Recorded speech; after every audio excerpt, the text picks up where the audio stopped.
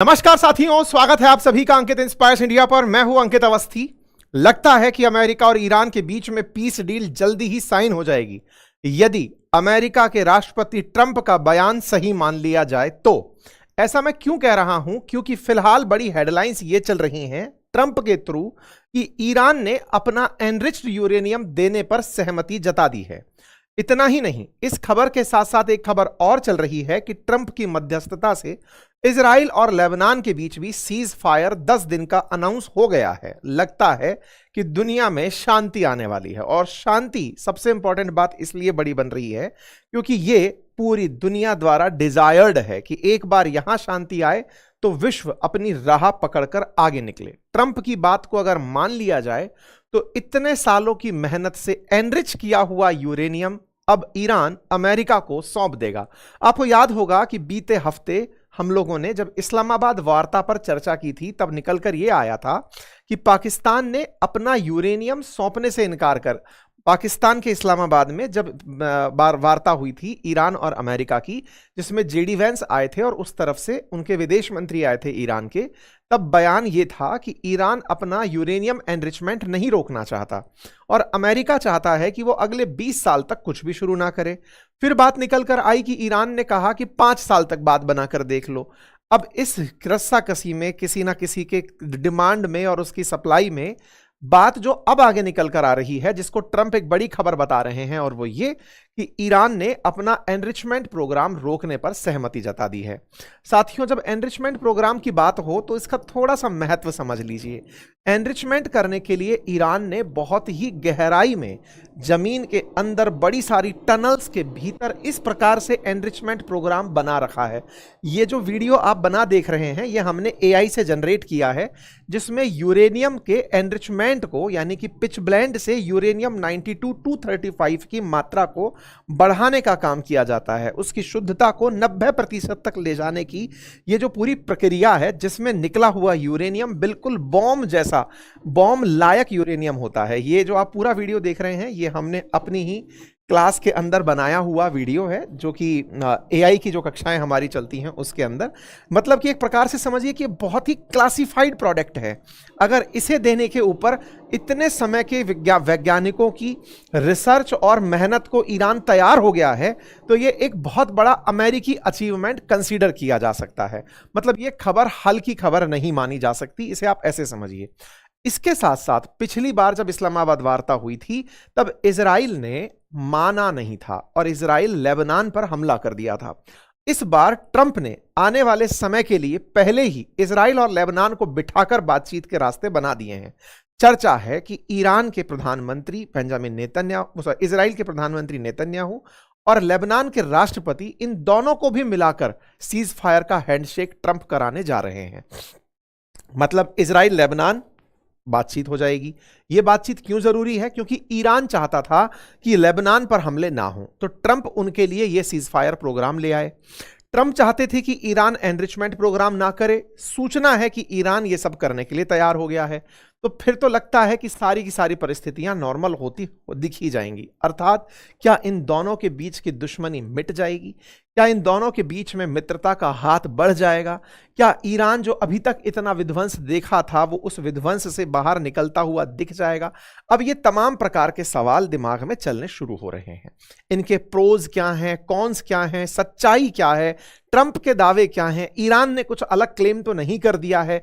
इन सारी बातों का आज के सेशन में हम डिटेल एनालिसिस कर रहे हैं। और इस पूरी कहानी में जो सबसे इंटरेस्टिंग बात है वो ये कि पाकिस्तान इस पूरी पिक्चर के पीछे बड़ी भूमिका निभा रहा है। इतनी बड़ी भूमिका कि ट्रंप ने कहा है कि वो हो सकता है कि पाकिस्तान की यात्रा करें अगर यह काम पूरी तरह से जैसा वे चाह रहे हैं वैसा हो गया। अर्थात आने वाले समय में युद्ध जो मैप पर लड़े जा रहे हैं, जो ब्लॉकेड किए जा रहे हैं अमेरिका के द्वारा, वो सारे की सारे हो सकता है हट जाएं और मंदी के आसार जो आ रहे थे वो दूर हो जाएं। उम्मीद है कि आप सभी इस विस्तार की चर्चा में शामिल होंगे। उससे पहले आपको एक जानकारी दे दें, क्योंकि आप में से बहुत सारे मित्र मुझे जन्मदिन की शुभकामनाएं भेज चुके हैं। 17 अप्रैल के दिन, आज ही के दिन मेरा जन्म हुआ। उसके लिए पेरेंट्स का तो शुक्रगुजार हूं ही, लेकिन आप सबने अपनी विशेष दे करके इस दिन को बहुत खास बना दिया है, तो आप सभी का बहुत बहुत धन्यवाद। अपना प्यार यूं ही बनाए रखें। अब चूंकि आपकी विशेष हैं तो हमारी तरफ से क्या हो सकता है, तो आज हमने कुछ प्लान किया है आपके लिए, और वो ये कि ये जो AI वीडियो अभी आपने बनते देखे या फिर ये सब आपने अभी होता हुआ इमेज देखा, अगर आप भी इस कंटेंट को प्रोड्यूस करना चाहते हैं, ऐसे ही वीडियोस और कंटेंट बनाना चाहते हैं, AI सीखना चाहते हैं, तो आप हमारी क्लासेस ज्वाइन कर सकते हैं। और इन क्लासेस के लिए अपने बर्थडे पर, जब से कोर्स लॉन्च हुआ है तब से लेकर अब तक हमने ये ऑफर नहीं निकाला है।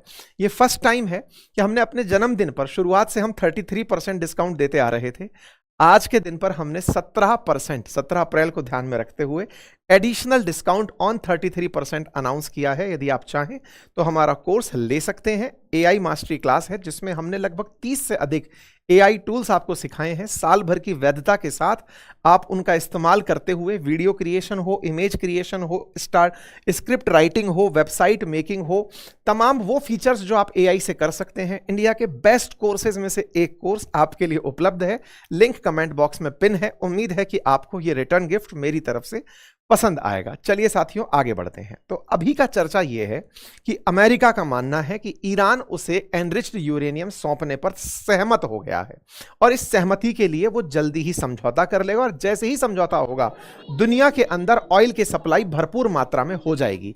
ये बात ट्रंप ने अपनी तरफ से कही। ट्रंप से पत्रकार सवाल यही पूछ रहे थे कि सर वो 20 साल का मिनिमम प्रोग्राम क्या था जो आप लगा रहे थे। ट्रंप ने कहा कि वो न्यूक्लियर वेपन नहीं रखेंगे। अच्छा, आपको मैं याद दिला दूं कि ईरान के अंदर ये ऑलरेडी क्लेम्ड है कि इनके पास फोर्दो, नातांज, इस्फहान, इन सभी जगह पर न्यूक्लियर फैसिलिटी है। इस्फहान के बारे में कहा जाता है कि इन्होंने पूरी मिसाइल कैपिटल बना रखा है, अंडरग्राउंड में मिसाइल खड़ी हैं, और साथ ही साथ यूरेनियम एनरिचमेंट भी इनका यहां पर चलता रहता है। तो अभी रिसेंटली आपको यदि याद हो तो इसी क्षेत्र के आसपास, इस्फहान के पास में ही अमेरिकी पायलट्स गिरे थे। आपको याद हो तो F-15 फाइटर जेट्स को ईरान ने जब निशाना बनाया था तो फाइटर जेट्स से निकले हुए पायलट्स इसी क्षेत्र में गिरे थे। क्लेम किया जा रहा था कि अमेरिका इस इस्फहान में ही रखे हुए यूरेनियम को निकालने के लिए अपने पायलट्स को भेजा था, जो इतना लो लाइफ फ्लाई कर रहे थे। ऐसे क्लेम आए थे, मतलब लोगों का मानना था कि ईरान के यूरेनियम को चोरने के लिए अमेरिकी फोर्सेस गई थी। यह बात क्लेम ज्यादा सही माना क्यों गया? क्योंकि ट्रंप के कई दावे ऐसे थे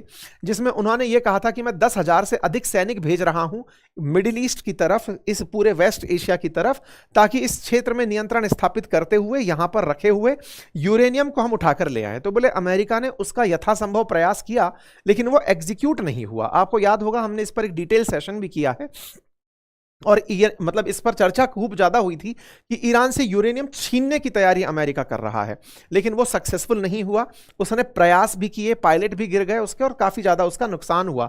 ये बात खुद ईरान के डेप्यूटी स्पीकर ने ऑन कैमरा मतलब स्वीकार की कि साहब देखो, इस तरह से इन लोगों की तैयारी थी, और इसी तैयारी के बाद में अमेरिका पाकिस्तान में आकर के बातचीत के लिए तैयार हुआ, और उसने माना कि भाई ठीक है, अगर हमें आप अपना यूरेनियम सौंप दोगे। असल में अमेरिका और इजराइल को डर यह है कि अगर ईरान ने न्यूक्लियर बम बना लिया तो उसका सबसे पहले उपयोग इजराइल या अमेरिका पर करेगा, और उसका इस्तेमाल होते ही उसका जो बार बार इजराइल मुर्दाबाद या अमेरिका मुर्दाबाद का जो नारा है वो पूरी तरह से सक्षम हो जाएगा। तो बोले हमें उससे डर लगता है, तुम इजराइल को धमकाना बंद कर दो, अमेरिका को धमकाना बंद कर दो, न्यूक्लियर प्रोग्राम रोक दो, हमें तुमसे कोई दिक्कत नहीं है। इन्हीं बीच में अचानक रशिया निकल कर आया और उसने कहा कि भाई अगर सारी परेशानी यूरेनियम की है और ईरान ने यूरेनियम एनरिचमेंट कर लिया है, तो हम अपनी तरफ से उस यूरेनियम को रखने के लिए तैयार हैं एज ए न्यूट्रल पार्टी। आपको याद होना चाहिए कि दुनिया में सबसे ज्यादा न्यूक्लियर वेपन इस समय रशिया और अमेरिका के पास ही हैं। हजारों की संख्या में न्यूक्लियर बॉम्ब हैं। इन्होंने अपनी तरफ से पेशकश करते हुए कहा कि ईरान अगर चाहे तो अपना एनरिच्ड यूरेनियम रूस के पास रख दे। हमने इसका शॉर्ट आपके सामने इंस्टा पर भी शेयर किया था, लेकिन ईरान ने इस मामले को स्वीकार नहीं किया। ऐसा निकलकर आता है, क्रेमलिन का दावा है कि यूएस हैज रिजेक्टेड इस प्रपोजल, मतलब कि इसने तो दिया था लेकिन अमेरिका इस बात को नहीं माना। अमेरिका ने कहा नहीं, हम रशिया में नहीं रखवाएंगे आपका माल, ईरान का जो यूरेनियम है वो अमेरिका को ही सौंपा जाए, हम यही चाहते हैं। उन्हें डर है कि गलती से कहीं ऐसा ना हो कि भविष्य में रशिया हल्के से ईरान को फिर से यूरेनियम सौंप दे। मतलब रशिया ने अभी भी वो मध्यस्थ वाली भूमिका पूरी तरह से नहीं निभाई। कुल मिलाकर अमेरिका इस यूरेनियम को कब्जे में लेने के लिए युद्ध शुरू किया था और ये यूरेनियम की वजह से युद्ध हुआ था, अब ये दुनिया मान गई है। जैसे इसको इराक वॉर से जोड़कर जब जब देखा गया, कहा गया कि इराक में सद्दाम हुसैन पर आरोप था कि उन्होंने बायोलॉजिकल और केमिकल वेपन बना लिए हैं।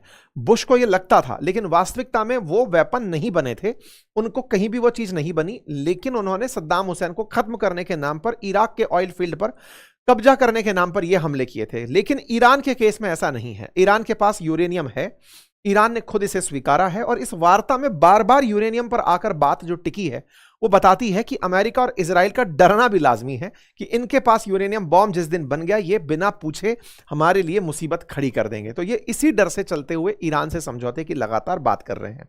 ट्रंप से पूछा गया कि क्या आप सीज फायर बढ़ाएंगे। ट्रंप की ही अगर सीज फायर डेट्स को माना जाए तो 21 अप्रैल तक सीज फायर है, उससे पहले यह वार्ता समाप्त हो जानी चाहिए। तो इनका कहना है कि ईरान आज उन चीजों के लिए तैयार हो गया है जिनके लिए वो पहले तैयार नहीं था। तो ऐसे में अगर ये बात है तो ये हमारे लिए अच्छी बात है। ट्रंप से पूछा गया कि वो तैयार क्यों हुआ। बोले हमने उनके 158 जहाज पानी में डुबो दिए। अच्छा, ये तो आप और हम भी जानते हैं कि IRIS देना नामक जो जहाज था जो भारत से ईरान जा रहा था उसे भारत के श्रीलंका के तट के नजदीक अमेरिकियों ने डुबो दिया था। लगभग 158 जहाज अमेरिका ने ईरान के डुबोए थे। तो ऐसे में अमेरिका का यह कहना कि हमने उनकी नेवी खत्म कर दी है और नेवी खत्म करके हमने उनको अब केवल तैरने लायक छोड़ दिया, कुछ काम लायक छोड़ नहीं दिया, वो कैसे? तो असल मायने में अमेरिका ने पूरी तरह से ब्लॉकेड लगाया हुआ है। ये ट्रंप बोलते हैं कि हमने उनको पूरी तरह से आइसोलेट कर दिया है, अब पानी के रास्ते वो कुछ भी नहीं बेच सकते और इसके बकायदा वीडियो फुटेज जारी किए गए। आपको मैंने पहले भी बताया था कि ट्रंप का लगातार प्लान ये था कि क्यों ना हम ईरान के खर्ग आइलैंड पर कब्जा कर लें जहां से 80-90% ऑयल एक्सपोर्ट करता है ईरान। ऑयल एक्सपोर्ट की कहानी क्या थी? कहानी यह थी कि ईरान खुद का ऑयल तो स्ट्रेट ऑफ हॉर्मुज से निकलकर बेचता था, लेकिन ये जो और GCC कंट्रीज हैं इनके ऑयल को निकलने नहीं देता था। ट्रंप ने सोचा कि मैं इनके ईरान के ऑयल पर कब्जा कर लेता हूं, उस कब्जे को करने के बाद में फिर ईरान अपने हथियार डाल देगा। लेकिन उसमें दिक्कत यह थी कि इस पर जब कंट्रोल करने निकलते ईरान बाकी बचे देशों को निशाना बनाने निकल पड़ता, तो ये उनके लिए एक बराबर मतलब कंपनसेटरी ऑफर नहीं निकल कर आया। तो ट्रंप ने फिर दूसरा ऑप्शन रखा। बोले हम कब्जा नहीं करते हैं, हम इनके पूरे बंदरगाह और कोस्ट लाइन के अराउंड अपने सैनिक खड़े कर देते हैं। तो लगभग 10,000 अमेरिकी सेलर्स को इन्होंने इस पूरी कोस्ट लाइन पर खड़ा कर दिया और अपने डेस्ट्रॉयर्स, USS अब्राहम लिंकन जैसे बड़े जहाज जिन पर F-35, F-15, F-16 तैनात हैं, उन्हें लाइन से यहां खड़ा कर दिया और निगरानी शुरू करी कि इनके यहां से जहाज निकलने ही मत दो। यदि ये जहाज नहीं निकाल पाए तो इनके पास पैसा नहीं आएगा और पैसा नहीं आएगा तो ये इकोनॉमिक रूप से कमजोर होंगे। ईरान के बंदर अब्बास, बुशहर, असुएला, बंदर अब्बास, ये तमाम प्रकार के बंदर इमाम, ये तमाम बंदरगाह हैं, चाबहार हैं, इनसे किसी को भी एक्सपोर्ट करने की इजाजत नहीं दी। ये तस्वीर आज मध्य रात्रि की है, मतलब 16 की रात और 17 की सुबह की है, जिस समय एक ईरानियन ऑयल के जहाज को अमेरिकी जहाज पीछे वापस भेज रहा है। कह रहा है कि अगर आपने लाइन क्रॉस करने की कोशिश की, ये ऑडियो से उनको सूचित किया जा रहा है हेलीकॉप्टर से कि भैया तेल का जहाज लेकर वापस चले जाओ, अगर आगे बढ़ोगे तो गोला खा जाओगे। ऐसा करके अमेरिका ने लगभग 8 जहाज वापस ईरान के तुरंत तट पर लौटा दिए। इसका मतलब ब्लॉकेड काम कर रहा है और बकायदा अमेरिका उसकी तस्वीरें जारी कर रहा है और कह रहा है कि इनके तेल के जहाज निकल के आते तो हैं, लेकिन उन्हें हम रास्ते से ही लौटा देते हैं। अभी फायरिंग किसी पर नहीं की है, उन्हें अनाउंसमेंट कर करके उनके ऊपर फाइटर जेट्स उड़ा उड़ा करके। ये US सेंट्रल कमांड है जो लगातार अपडेट दे रहा है। आज सुबह 5:10 का अपडेट था कि हमने F-16 उड़ाए हैं इस क्षेत्र के अंदर ताकि लोगों को अवेयर रहे। बकायदा सेलर्स पूरी तरह से गाइडेड मिसाइल लेकर तैनात हैं, अगर वो लाइन क्रॉस करेंगे तो उन्हें हटना पड़ेगा।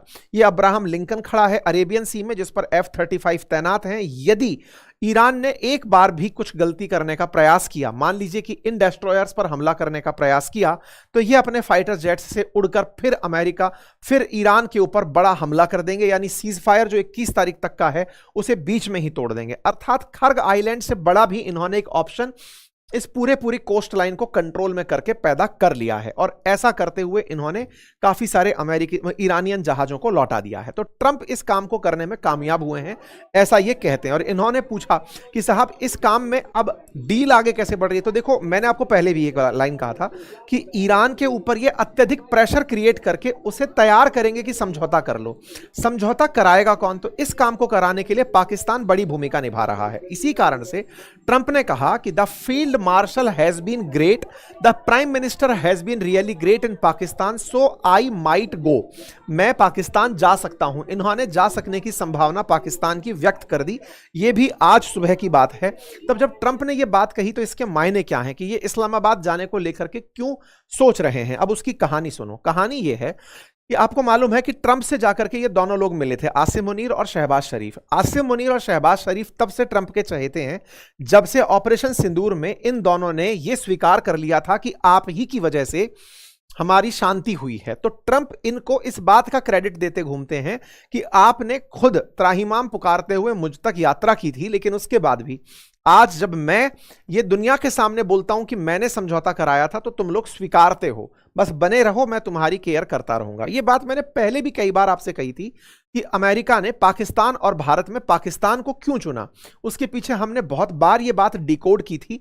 आज वो बहुत हद तक प्रूव भी होती है। कारण उसका साफ था कि पाकिस्तान को अमेरिका ईरान के लिए चाहता था, क्योंकि ईरान पर अगर उसे हमला करना है तो उसे पाकिस्तान से बेहतर विकल्प नहीं मिल सकता था। जिस तरह अफगानिस्तान के लिए पाकिस्तान ने भूमिका निभाई थी, ऐसे ही ईरान के लिए अगर कल को अमेरिका को ईरान में अगर जमीनी हमला करना है तो उसके लिए फिर से पाकिस्तान बिक सकता है। तो पाकिस्तान का उपयोग बेहतर तरीके से हो सकता है, ये ट्रंप जानते थे, और इसी कारण से वो लगातार इनको संभलते हुए लेकर आ रहे थे। इसका आपने असर भी देखा जब इस्लामाबाद के अंदर शांति वार्ता आयोजित हुई। पाकिस्तान के तमाम प्रयास ईरानियंस को बुलाने को लेकर या अमेरिकी उपराष्ट्रपति को ले जाने को लेकर ये इस्लामाबाद के अंदर टॉक्स हुई। हालांकि वो टॉक्स बेनतीजा रही, लेकिन उनसे एक बात निकलकर जरूर आई कि अगर ईरान यूरेनियम एनरिचमेंट छोड़ दे तो यहां पर शांति हो सकती है। यह बात करने का काम असल में पाकिस्तान की तरफ से किया जा रहा था। पाकिस्तान ने इस काम को फिर एक कदम और बढ़ाया। शांति वार्ता एक बार विफल होने के बाद पाकिस्तान ने आसिम मुनीर को तत्काल प्रभाव से ईरान भेजा और फिर एक नया ऑफर दिया कि आप लोग कुछ ऐसा कर सकते हैं क्या कि हम लेबनान पर हमला रोक दें, आपके अकाउंट जो फ्रीज हैं वो खुलवा दें अमेरिका से कह करके। ये बिल्कुल वैसे वाली बात है। अक्सर पुलिसिंग में जब हम होते हैं तो हमें ये देखने को मिलता है कि अगर कोई बहुत टाइट एसपी है तो उस एसपी के कुछ मतलब ऐसे लाइजनर मार्केट में टहल रहे होते हैं जो एसपी साहब से तो कहते हैं कि साहब आपने हमको चाय पिला के बहुत बढ़िया किया, लेकिन जो अपराधी हैं या फिर जिनको पुलिस का डर है उनके बीच जाकर वो रौला गांठते हैं कि सुनो हम साहब से बात करा देंगे आपकी, इतने में काम बन जाएगा। तो ये वो फिर से दलाली का काम पाकिस्तान बढ़िया तरीके से करने के लिए घूम रहा है और यहां पर बढ़िया दलाली का वो रोल प्ले कर रहा है और अच्छा प्ले करते हुए वो ईरान के पास पहुंचता है कि सुनो हमारे पास अमेरिकी राष्ट्रपति का एक्सेस है, अगर आप कहें तो आपकी बातचीत करा दें। तो यहां पर आसिम मुनीर ईरान पहुंचते हैं और इसी साथ में पाकिस्तान के शहबाज शरीफ निकल करके पहुंचते हैं सऊदी अरब। तो ईरान में इनकी यात्रा होती है आसिम मुनीर की, जिनको ट्रंप बहुत इज्जत दे रहे हैं। ये यहां पर गालिबाफ से मुलाकात करते हैं, यहां के पजेश्कियन राष्ट्रपति से मुलाकात करते हैं और आसिम मुनीर इन्हें बताते हैं कि अमेरिकी संदेश क्या है। तो अमेरिकी संदेश क्या है कि तुम्हें कहां लूटा जाएगा, यह बात पूरी तरह से यहां पर पहुंचाई जाती है। ठीक इसी क्रोनोलॉजी को फॉलो करते हुए इधर से शहबाज शरीफ निकलते हैं, किंगडम ऑफ सऊदी अरेबिया जाते हैं, वहां जाकर उनसे बातचीत करते हैं कि सुनिए आप लोग भी बता दीजिए कि आपको क्या चाहिए, कि ईरान को कितने में सेटल करना है, और सुनो आप लोगों के लिए मैं काम कर रहा हूं, इसकी कुछ तो बख्शीश देंगे। तो इन्होंने कहा ठीक है आपकी मदद करेंगे। सूचना है कि $2.5 बिलियन के आसपास इनको कर्ज देने को सऊदी तैयार हो गया है। तो ये वही दलाली की फीस है कि सर हमें बचा लो। तो पाकिस्तान के लिए अब सऊदी इस तरह की भूमिका में आ गया कि भैया बढ़िया दलाल हो, तुम एक काम करो हमें बचाओ यार, क्योंकि अमेरिका वाले और ईरान वालों के बीच में हमारा बाजार खत्म हो रखा है, हमारा तेल बिकेगा, सारा पैसा एक बार में निकाल लेंगे, तुम पहले यार इस बात को सही से करवाओ, शाबाश। इस तरह से फिर ये यहां से निकलते हैं, सऊदी से निकल करके फिर ये पहुंचते हैं कतर। कतर में पहुंच करके मतलब इनकी कतर के अंदर भी जो कतर के मिनिस्टर ऑफ स्टेट हैं उनसे मुलाकात होती है। कतर के साथ साथ कतर के जो मतलब आमिर हैं उनसे इनकी मुलाकात होती है और फिर इसके बाद ये तुर्की पहुंचते हैं। मतलब पाकिस्तान ने बखूबी तरीके से अपने मध्यस्थ होने की जो भूमिका है उससे एक कदम ऊपर उठकर दलाल की भूमिका निभाने के प्रमाण दिए। जिस तरह से इन्होंने पैसा लिया सऊदी से, यह दर्शाता है कि इन्हें दलाली की फीस दी गई कि तुम कृपया करके हमारा रास्ता खुलवाओ। ऐसे में ये दोनों तरफ से जो अमीर देश हैं उनकी यात्रा पर जाते हैं। साहब बचा सकते हैं हम, देखिए हम बातचीत में लगे हैं, ईरान को समझाने लगे हुए हैं। उसके बाद ये टर्की पहुंचते हैं और टर्की से जाकर के बातचीत करते हैं कि चलो भाई उधर की तरफ लेबनान को तुम हवा दे रहे हो, लगे रहो, हम बातचीत में लगे। तो कुल मिलाकर के पाकिस्तान ने बढ़िया यात्राएं की हैं और ये पूरी अमेरिकी इशारों पर हैं। इनके अर्थ क्या निकाले जाएं? अर्थ यही निकालिए कि ये सब हो सकता है कि शांति वार्ताएं संभव हो जाएं, हो सकता है कि अमेरिका और ईरान मान जाएं, और अमेरिका और ईरान मानने में पाकिस्तान की भूमिका कितनी बड़ी रहेगी इसको इन्होंने जवाब देने में इनकार कर दिया है। इनके विदेश मंत्रालय की तरफ से इग्नोर किया गया है इन सवालों को, कहा गया है कि ये सारे फैसले अब ट्रंप को ही लेने देते हैं और ये बढ़िया से काम कर रहे हैं। ईरान से पूछा गया कि साहब क्या चल रहा है, तो ईरान बस दर्द ही बयां कर रहा है। अभी तक कोई भी स्टैंड और स्टेटमेंट अब ईरान का नहीं निकल कर आया है। कुछ मीडिया रिपोर्ट्स चल रही हैं जिसमें ईरान इनकार कर रहा है, हम ऐसी चीजों के लिए तैयार नहीं हुए हैं, हम उन्हें अभी तक इसलिए नहीं मान रहे हैं क्योंकि कोई भी स्थापित मीडिया की तरफ से या सोशल हैंडल्स की तरफ से वो बात निकलकर नहीं आई है। ईरान की तरफ से शांति है, लगता है कि ट्रंप कामयाब हो रहे हैं। तो ट्रंप की कामयाबी में पहले बाधा बने थे नेतन्याहू, क्या वो आज भी बाधा हैं? तो देखिए नेतन्याहू ने लेबनान के साथ बातचीत की तैयारी कर ली है। नेतन्याहू ने लेबनान के साथ शांति वार्ता का प्लान कर लिया है और 10 दिन का सीज फायर आज से ही लागू हो गया है। यहां पर आप खबर देख सकते हैं, 10 दिन के सीज फायर को इन लोगों ने एग्री कर लिया है और ये 10 दिन का सीज फायर कल से ही लागू हो गया कि इजराइल लेबनान पर कोई गोला नहीं दागेगा। आपको फिर सवाल आएगा लेबनान कहां से घुस गया? पिछली बार भी सीज फायर होते होते अटक कहां गया था जब इजराइल ने लेबनान पर गोला दाग दिया था।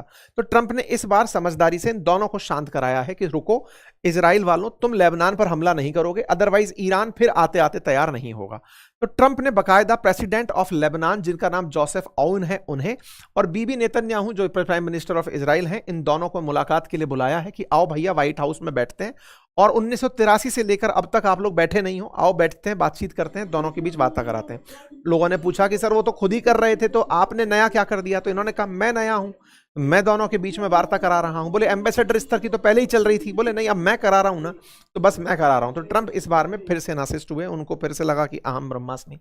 खैर कुल मिलाकर के सब कुछ सही से रहा तो पाकिस्तान की मध्यस्थता एज एन दलाली काम आ जाएगी। दुनिया के लिए स्ट्रेट ऑफ हॉर्मुज खुलेगा, पाकिस्तान की मिडिल ईस्ट की वजह से वैल्यू बाजार के अंदर बढ़ेगी। ये फिलहाल दिख रहा है, अब कितना ये एग्जीक्यूट होता है ये देखने पर पता चलेगा, लेकिन ये तय है कि शांति वार्ता अभी अपने एक्सट्रीम पर है, अच्छे प्रयासों के साथ आगे बढ़ रही है। आपको क्या लगता है कि वार्ता वास्तविकता में कामयाब होगी? क्या ईरान तैयार होगा? क्या ईरान अपने वेपन हैंडओवर करेगा और लेबनान की जनता वापस इस सीजफायर की खुशी में घर लौटती हुई दिखाई दी है? तो लगता है कि कुछ सकारात्मक संदेश मिल जाए। ये था साथियों फिलहाल के लिए अपडेट। उम्मीद है आपको ये जानकारी पसंद आई हो। अगर ये पसंद आई हो तो साथियों से साझा करें, चैनल पर नए हैं तो सब्सक्राइब कर लें। बाकी जो मैंने आपसे कहा कि यदि आप चाहते हैं, जो AI वीडियोस हमने आपके सामने अभी प्ले किए, जो हमने आपके सामने क्लासेस की जानकारी दी, अगर आप चाहते हैं उसमें एनरोल होना तो लिंक हमने अपने एप्लीकेशन का कमेंट बॉक्स में लगाया हुआ है, वेबसाइट का कमेंट बॉक्स में लगाया हुआ है, जहां पर बर्थडे का स्पेशल ऑफर चल रहा है। जो 33% डिस्काउंट ऑलरेडी हमारे कोर्स पर उपलब्ध था, उस पर हमने 17% और ऐड कर दिया है। आप जाकर के उस ऑफर का लाभ ले सकते हैं। बर्थडे विशेष के लिए फिर से एक बार धन्यवाद।